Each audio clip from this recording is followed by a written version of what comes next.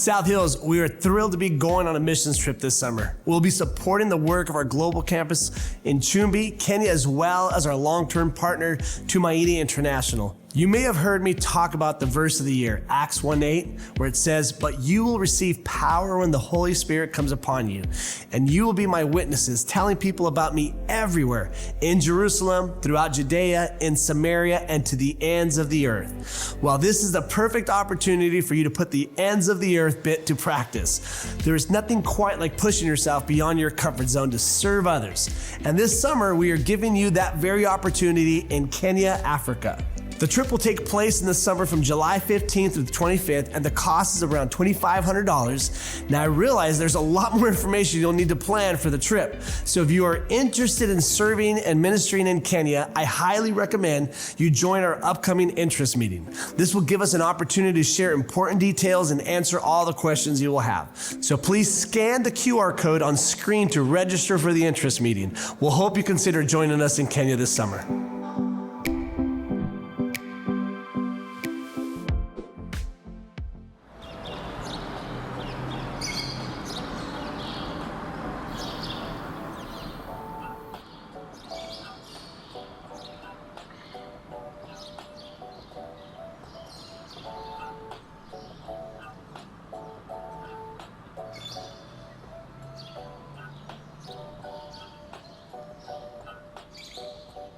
What's good, bro? What's good? How you doing?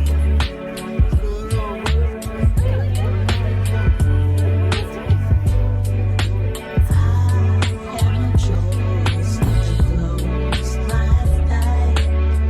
What's up? happening, y'all? How y'all doing? Good. How are you guys doing? See, let's do it. Let's go.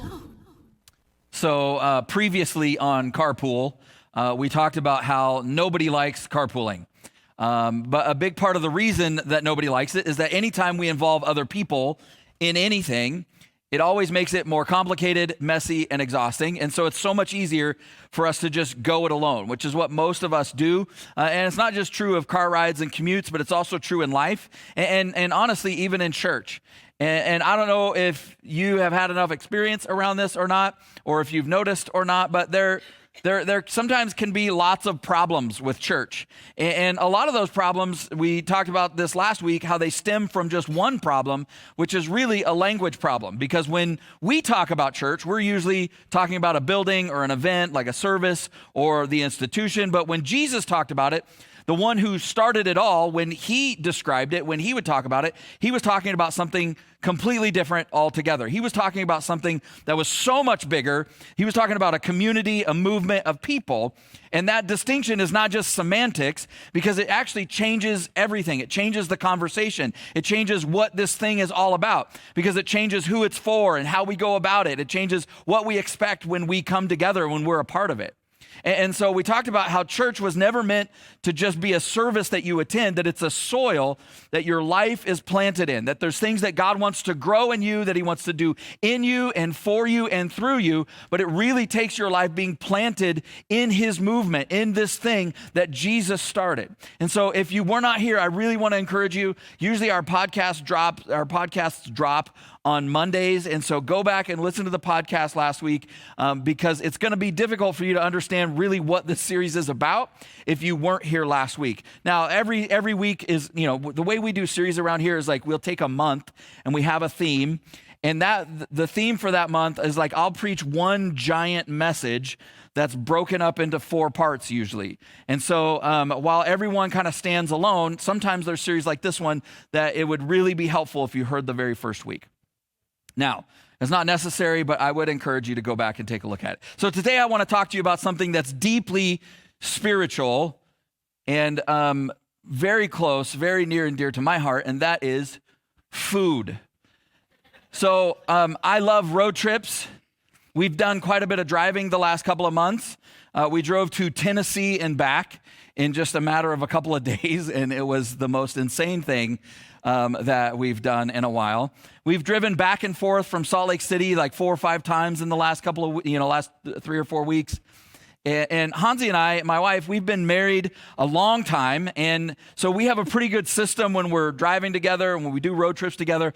But we honestly couldn't be more different. So for me, road trips are mostly like driving while I'm planning on what we're going to eat and drink next. Anybody kind of like me? There's bathroom stops. You got to account for that and the people and the passengers and all that stuff.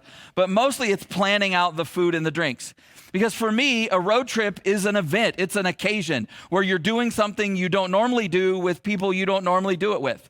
And so like you eat and drink stuff that you normally wouldn't because, well, it just makes it better. Like for instance, I never, ever, ever, ever eat raspberry zingers. But on a road trip, anybody ever get those? I don't even know what that is, why it's that color. It's rolled in coconut. Who knows? But it's delicious. You never know. Oh, love your life. Go buy. I'm going to bring cases next week. Everybody's going home with raspberry zingers. Hansi, on the other hand, she's the opposite. She's kind of allergic to sitting down in her normal everyday life. And so anytime we're in the car for a while, she always complains that her butt is hurting. And I sit down a lot, so I'm prepared for that. My butt never hurts. But she also doesn't care at all about the delicious and exotic gas station cuisine that's available to you along the way when you're on a road trip, like raspberry zingers. And so she normally makes a bunch of food that's like healthy and stuff before we leave the house. And you know what? Honestly, it's still pretty awesome because there's something about being together with other people and eating together that connects us in kind of a beautiful and life-giving way. I mean, when I think about my life and some of my favorite memories, so many of them involve a meal. Like I think about times where we've met up with friends for dinner and we were having so much fun that we just lost track of time and ended up closing down the restaurant. I mean, it's happened so many times. I think about meeting somebody at a party and striking up a conversation and realizing after I left that there was a friendship that was just born while I was there talking to that person. I think about holidays and large tables full of family and friends, but I also think of date nights with my wife and a table for two at our favorite Mexican place. Anthony Bourdain, I think he put it best when he said that the best meals occur in a context that has very little to do with the food itself.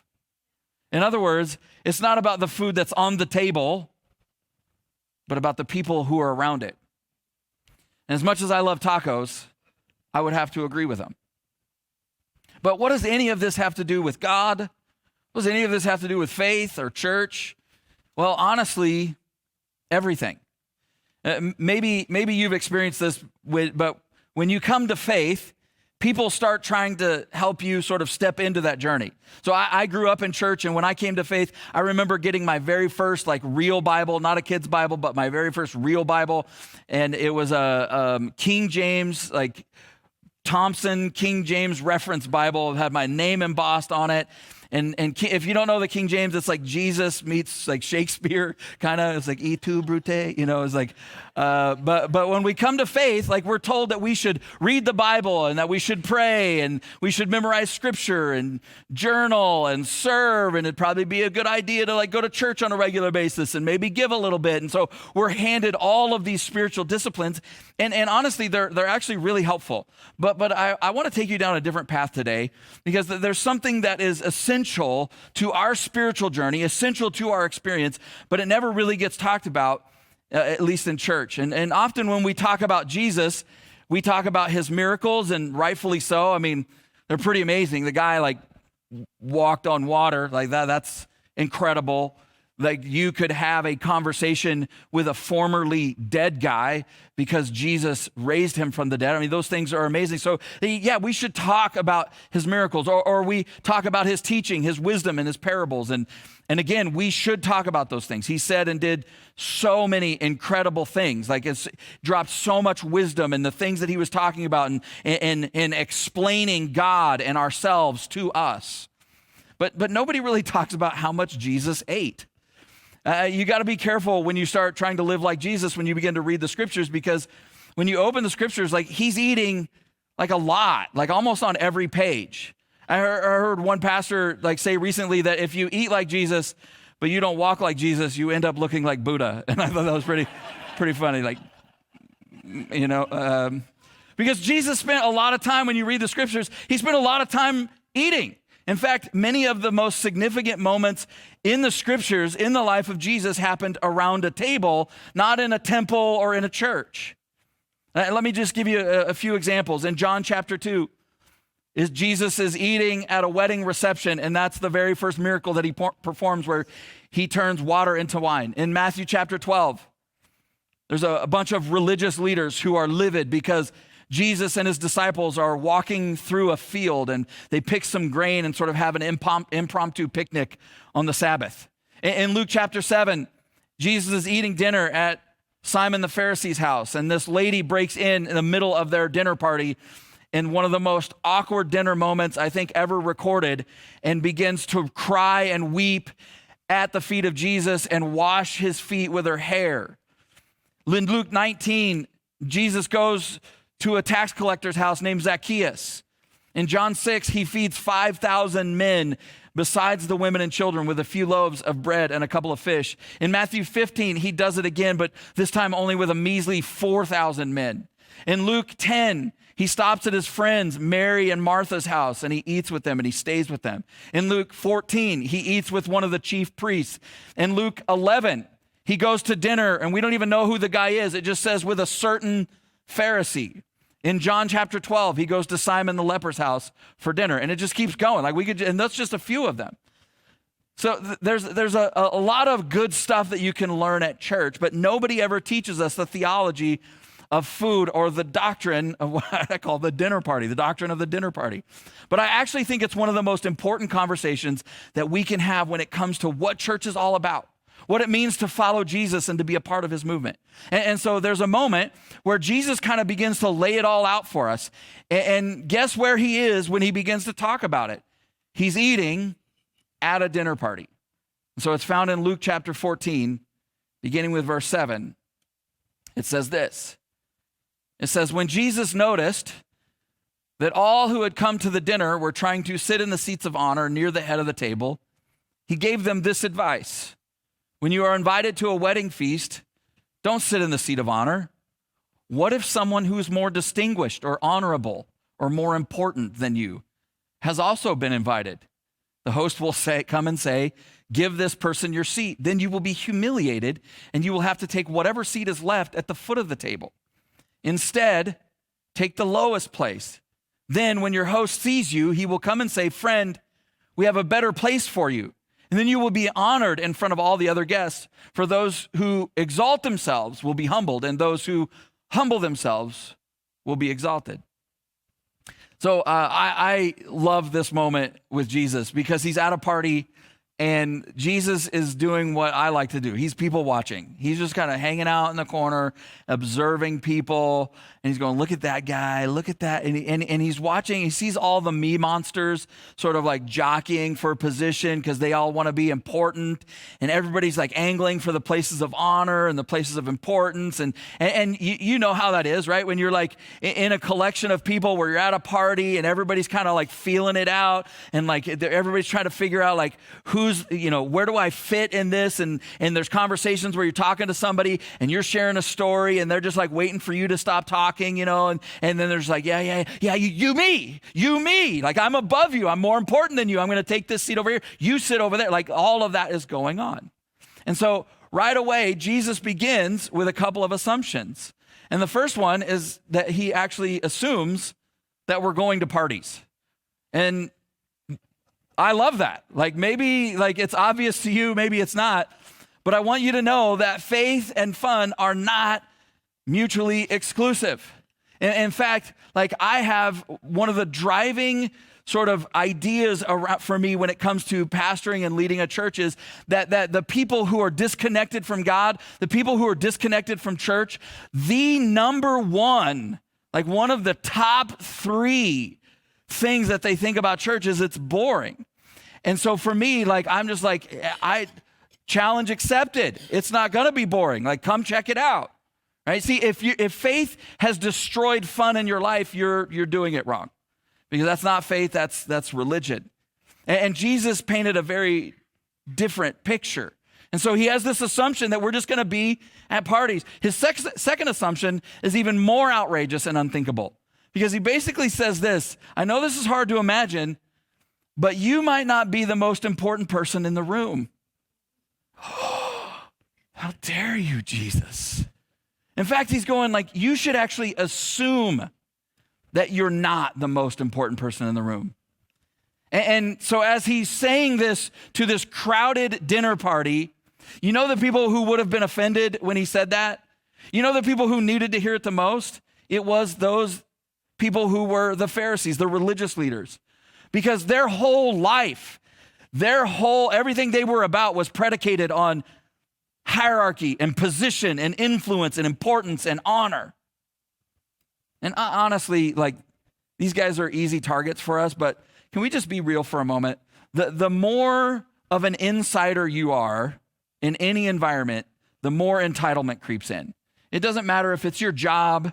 It doesn't matter if it's like going to Disneyland a bunch. It doesn't matter if it's a book club or a church, right? If you're familiar, if you've been there a while, when the newbies show up, you're like, hey, get in the back of the line, Skippy, where you belong. I've paid my dues. I've earned my place. So get to stepping, right? That's just how it goes. But Jesus lays out a very different path. He's like, yeah, go to the party, but don't go to be served. Go to serve. Don't go to be something. Go to do something. Don't go to get. Go to give. Take the posture of the least important person in the room. And then he says, we basically have two choices. If we don't choose humility, humiliation will actually choose us. If we don't choose to step into that moment and see how we can bring ourselves to that position to serve people and love people, even in the setting of a party, if we don't choose humility, humiliation will choose us. I don't know about you, but I've been on both sides of that coin. Have you ever taken a seat that wasn't yours to take? Like let's just talk hypothetically for a second. Like hypothetically, have you ever been at like a sporting event, like a basketball game or a hockey game, and the only tickets you could afford were way up in the top in the nosebleeds?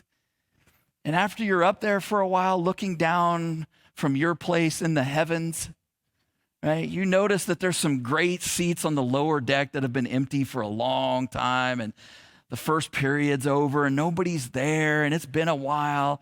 And you didn't want to go down there and take them because you would never do such a thing because of just your integrity wouldn't allow it. But your friends were a bad influence on you and they wore you down. And so eventually you just acquiesced and you moved from where you belonged to where you wanted to be.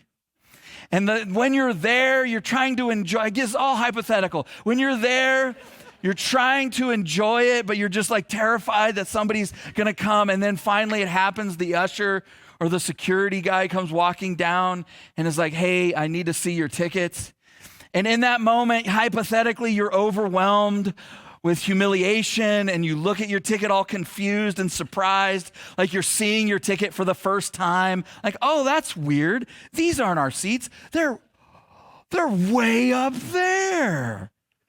And then everybody's staring at you and you put your head down and you don't make eye contact and you do the walk of shame. Like totally hypothetical, of course. Like I wouldn't know what any of that is like. But I've also been on the other side of it. For a long time, we were annual pass holders at Disneyland, and actually, my father-in-law had some friends that were owners in something called Club 33, which is this really like exclusive Disney club, and so we would regularly get tickets for that they would share with us when we would go to Disneyland, and you know where like the Blue Bayou restaurant is? That's just awesome. Blue Bayou's awesome, and so I thought like the Blue Bayou was like the pinnacle of like Disney experience, but it's not. Right next to the Blue Bayou is this little inconspicuous door that just has 33 on the front of it. And you walk up and there's people crowded. The best part of it was right next to the Blue Bayou where there's all this crowd of people. And so they get to see me go into this exclusive door. And so I walk up and I push the button and then they come on like, yes. And you say, Sherwood Party, and then the door unlocks and you go in and everybody's like, who are those people and what are they doing, where are they going? And we're just like, yeah, suckers. And we go inside and it's awesome, right? And so we go in there. And so one time we were in there and we were having lunch, and it was this like buffet thing. It was fantastic. And we had gone for a couple of different times, but we went in there specifically one time for lunch, and the service actually wasn't great. And so when we were leaving, the host, the maitre d' at the little booth down front, the little old-timey elevator that they bring you down, when we got off and we're waiting, he's like, hey, how was your experience? And I was like, honestly, here I am, like a guest in this. I was like, honestly, man, listen, like we've been here before, but today wasn't that great. It's always great, but it's just a little off their game. And he was like, what? He's like, you know what, wait here. And so I'm making phone calls, and I can just imagine somebody's getting yelled at and all things are happening. And then he comes out, he's like, have you guys ever been to the Aladdin show at the other park? And we're like, no, it's always too crowded, and we're dumb. We don't want to wait in lines. And he's like, he's like, okay, so here's what you do. This showing, this time, you show up at this time. And he's like, don't go, where everybody else goes. There's huge crowds. Go around, and there's just give the nearest cast member your name, and we'll have some tickets for you and some seats. And like, I was just happy that we didn't have to wait in the line. And so we get over there, the time comes, and we're like, there's just hundreds and hundreds and hundreds of people in this line, and they're all waiting. And again, I'm like, this is pretty amazing. So we walk up and we're like, hey, I think we have reservations. And she's like, oh, what's the name? And I go, Sherwood. And she's like, Felicia. She goes, oh, right this way, Sherwood party. And she like takes us over to this like rope, this velvet rope, and she like opens it up, and we like go in there, and you can just tell, just everybody's like, whoosh. Are those people famous? Are they rich? Who are those people? And everybody's like watching us. And then when they walk us through, we're walking by all the people waiting in line. I'm like, that's right. And they took us in, and we got into there before they even opened the doors, and they go, you get to sit wherever you want. And I was like, we can sit wherever we want. I go, where are the best seats? And she's like, most people think they're over there, but that's not the best seat. The best seats are right here. And took us over there, and I was like, you know why we're sitting in these seats? Because these are our seats. This is where we belong, right? Because there's something in all of us that we desperately want the place of honor. We see the other person who looks important, the other person that everybody's talking to, everybody wants to be around, the person that's in the limelight, and that's what we want. Right? That's the spot that we want to be in. But Jesus is like, look, the party, the moment, the food, the experience, it isn't about you. So go to serve. Don't go to be honored. Go to honor other people. In our lives, we have the opportunity to entertain a lot of people in our home. I'm always amazed at the people who, even when we invite them to honor them, to serve them and celebrate them, we still find them working and serving and helping and cleaning up. And you're just like, hey, this is for you. And they're just like, oh, thanks so much. And then they just keep working. Right? It's incredible how many places that you'll get invited into when that's how you begin to show up in your life. But then Jesus actually shifts the conversation from that of being a guest to that of being a host. And so this is what he says next in Luke 14, verse 12. Then he turned to his host. He says, when you put on a luncheon or a banquet, don't invite your friends and your brothers and relatives and rich neighbors. To which I would say, I ain't got no rich neighbors, so we're good, right? For they will invite you back, and that will be your only reward. Instead, invite the poor, the crippled, the lame, and the blind.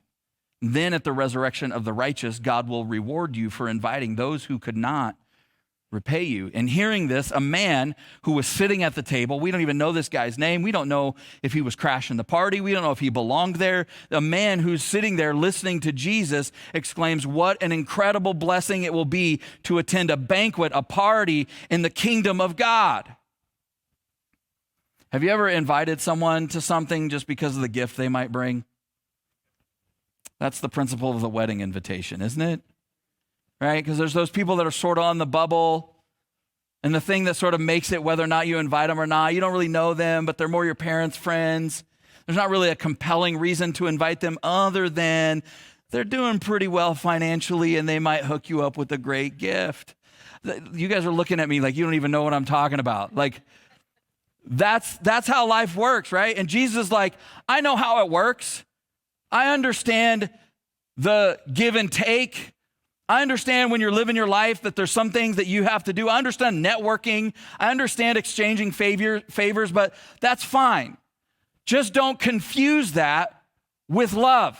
Just don't confuse that with connection. Just don't confuse that with what I'm about. He's going, there's nothing unique about wanting to be friends with the person who has friends. See, part of his theology of food, part of his theology of the party is to make friends with people who need friends. He's going to open your life and make room for people. Make room in your life for people that you would never love except for God's love for you. Honestly, that's what church, that's what the movement of Jesus is actually supposed to be all about. That's what makes it different from every place on earth. I mean, just take a second. Look around you. Look around you at the people that are here with you. Go ahead, look around. Look around. There are people in this room that you would never spend time with except for Jesus. See, the truth is, when we come to Jesus is actually the moment we actually start coming together towards one another. He's the one that destroys all the lines that separate us. It's Jesus who actually brings us together rather than pulls us apart.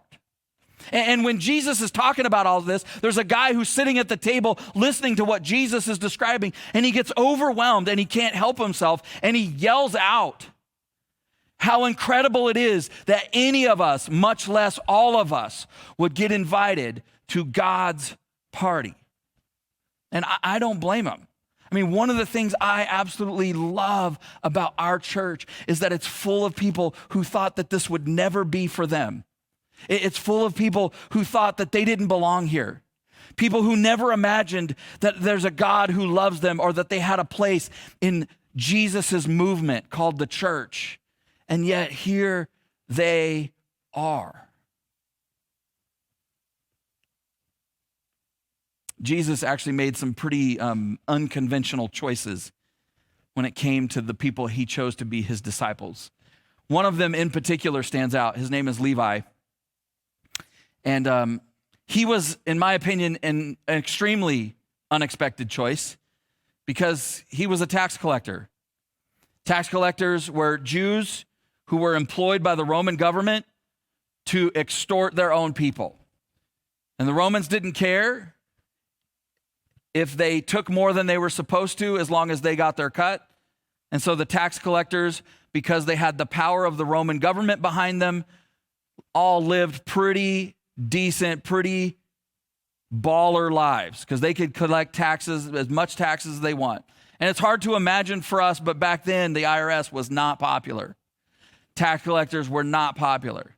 And so in this culture, tax collectors were the one people group that everybody agreed on. They were despised by everybody. There were no pro tax collector groups. There was nobody standing around going, come on guys, they're not that bad. Nobody took up for tax collectors. But Jesus chooses one to be one of his closest followers, one of his disciples, one of his friends. In fact, this is the story in Luke chapter 5. Verse 27, it says, later as Jesus left that town, he saw a tax collector named Levi sitting at his tax collector's booth. Follow me and be my disciple, Jesus said to him. So Levi got up and left everything and followed him. Later, Levi had a banquet in his home with Jesus as the guest of honor. Many of Levi's fellow tax collectors and others also ate with them. But the Pharisees and their teachers of religious law complained bitterly to Jesus' disciples. Why do you eat and drink with such scum, such sinners, such messed up people, such horrible people? Jesus answered them, healthy people don't need a doctor, sick people do. I have come to call not those who think they are righteous, but those who know they are sinners and need to repent.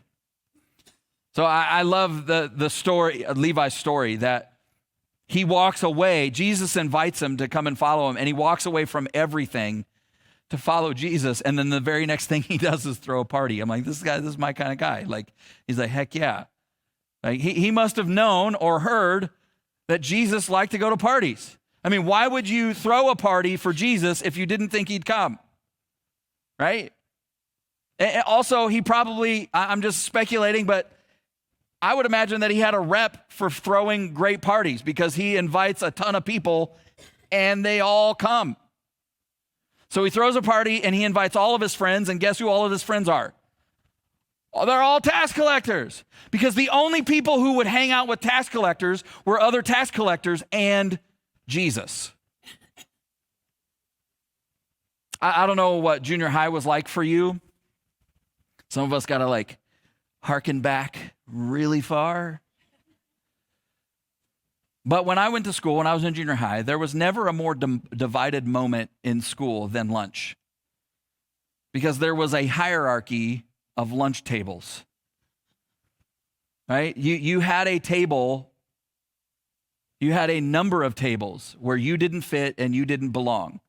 And if you tried to go sit there, they would be like, what are you doing? Get over there at that table.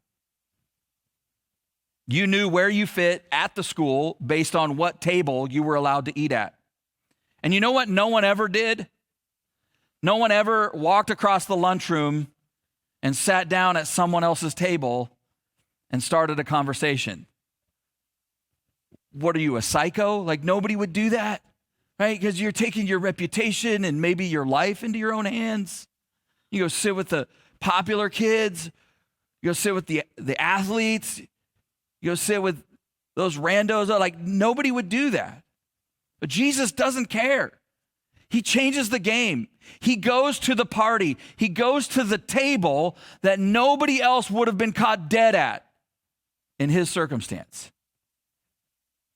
And then Luke tells us that the Pharisees and all the religious leaders, they're there at the party for some reason. Man, you just can't, if you read these stories, you just can't get away from these guys. They're always just sort of lurking and creeping around and hovering and looking, and they're not actually engaged in any of the moments. They're just on the outside. You ever know somebody like that? They don't do anything. They just stand on the outside and comment on things and lob verbal grenades into everything and put you know what I'm talking about? That's what these guys were doing. And honestly, they had to be crashing the party. They definitely weren't invited. And they definitely wouldn't have gone if Jesus wasn't there, because they wouldn't have been caught dead at a tax collector's party. But they're offended and indignant like usual, nothing's new. They can't believe that Jesus is even there, much less having a good time. And that's when Jesus responds in verse 31. He says, healthy people don't need a doctor. Sick people do. I've come to call not those who think they're righteous, but those who know that they're broken, those who know that they're messed up, those who know that they're sinners. And they need a fresh start. They need to turn around. They need to move in a new direction. So Jesus looks right at these guys who are complaining, and he's like, what are you talking about? This is exactly what I want. This is why I came. I know where I am. I know who I'm with. See, the Jesus movement always prioritizes connecting with people over correcting them. And I think so often in our culture, we get it backwards. And we lead with the correction. We're big on that. That's the thing that everybody wants to argue over all the time, right? We're not telling people, we're not correcting them enough. We're not telling them enough what they're doing wrong. We're not speaking the truth to people in a way that God wants us to, so that they would know exactly what's wrong with them. And it was that way then as well. They wanted Jesus to tell these people all the things that they were doing wrong and how God wasn't going to put up with it. They wanted him to tell the people at the party how to live. But he just wanted to be present. He just wanted to be with them at the party and show them that they're actually loved. See, I'm more convinced than ever that this is exactly what Jesus wants for us. For us to do what Levi did. For us to open our lives to everybody around us and let our celebration help them see the life and the love and the grace and the goodness that Jesus has given to us. I think we need to get better at throwing parties. I think we need to get invited to some parties that might raise some eyebrows, all right. But I think we also need to throw more parties. And instead of like pointing and wagging our finger, we invite people to come to the table, to come to our table, to come to our party. Because I believe with all my heart that you have stories that are worth telling, that you have memories that are worth remembering, that you have dreams that are worth working towards. You have a body worth feeding and a soul that's worth tending. And they do too. And beyond that, the God of the universe lives within you, and he wants to do the same for and with them. And they may be one party, one meal away, one meal with you away from beginning that journey and God changing everything for them. And so here's what I want to challenge you with this week is that you would start to plan to throw a party, not for all the normal people you would throw a party for. You're like, I don't have a reason. Of course you have a reason, and you don't need a reason. Invite some people that might feel a little uncomfortable for you to invite. If it's too much to throw a party, then just make a meal. Make an invitation. You can do that. Invite somebody to dinner, not somebody easy or comfortable, not somebody who will invite you back. Make an invitation that stretches you. I'm telling you, there's somebody in your orbit that's desperate for hope, desperate for meaning. There's somebody that you know and they're drowning in sorrow and despair. There's someone around you that would give anything to belong somewhere and with someone. I think we need to rethink who we're inviting to the party.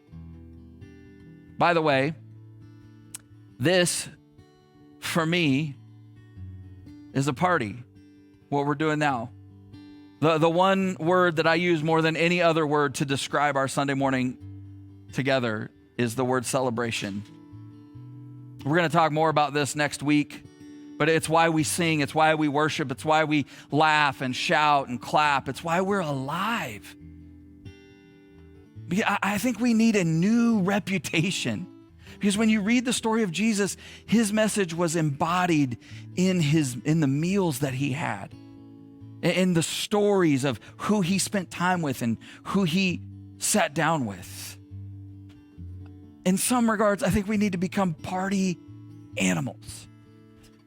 We need to have a theology of eating and of food and of celebration.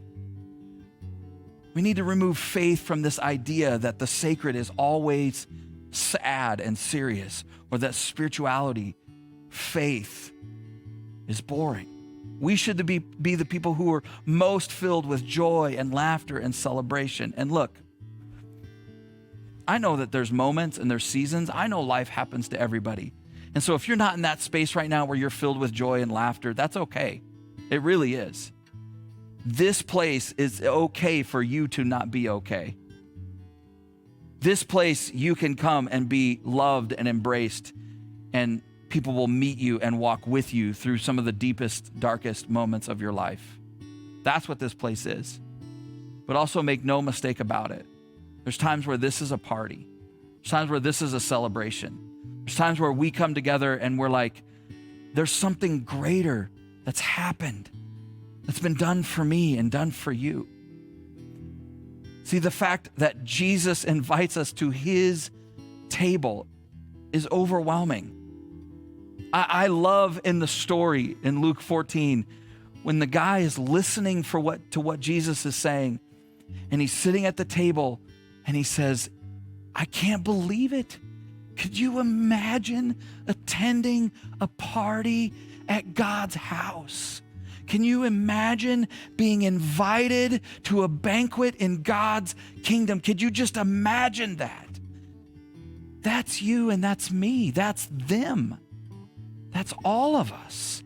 And we have been entrusted with making the invitation, with throwing the party, with welcoming people in, with embracing people that feel like there's no way I belong at this table. That's what church is.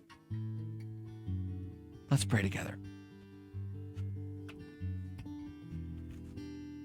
We're going to take a few minutes as your eyes are closed to just create a little bit of space for you to respond to what God is speaking to you right now. Charlie and Lisette are going to sing together. And I just want to invite you, just for a couple of minutes, that you would make space for what God is speaking, what God's been talking to you about. Maybe for you, it's you need to respond to that invitation to come to his table. You believe in God in general. You believe in some of the Jesus stuff, but you've never really come to that table and sat down and come into his family. He's making that invitation to you this morning. South Hills Church, I just want to take a moment and say thank you for watching our service online. Whether you're watching it for the first time or you're watching it again because you enjoyed the service so much from the weekend, I'd like to take a moment and dive into our giving. Every week we give people the opportunity to give back and give to the local church so that God can continue to bless your lives and bless your finances. Here at South Hills, we believe that everything comes from God. We believe that he's the one that chose us and brought us into this world, gave us our gifts and talents and abilities. And I just want you to know that when we give, we are giving back what God has already given to us. If you've ever seen any of our envelopes at a South Hills campus, you'll see on there that it says, every week at South Hills, your generosity is giving people the opportunity to live a better story. And there's a scripture on there in Matthew chapter 6, verse 21 that says, where your treasure is, there your heart will be also. So I want to encourage you today to click down below and set up your giving, whether it's for the first time or whether you're doing reoccurring giving. We have 4 ways to give here at South Hills. 1, you can do it in person at any of our campuses through an envelope. Or 2, you can actually text any amount that you would like to 84321. And the 3rd way is to download our Church Center app. I encourage you to do this one because the Church Center app gives you opportunity to stay connected with our church and your campuses. It's a great tool and resource for you to know what's going on. And the 4th way to give is to give online. You can go to southhills.org/give and you can set up your giving there. Whether you're a guest of our church or whether you are a member of our church, whether you simply just like to watch our services, I encourage you to trust God with your finances so that he can bless and anoint your finances and you can be trusting God in this journey of living life to the fullest. I love you and thank you for watching our online service today.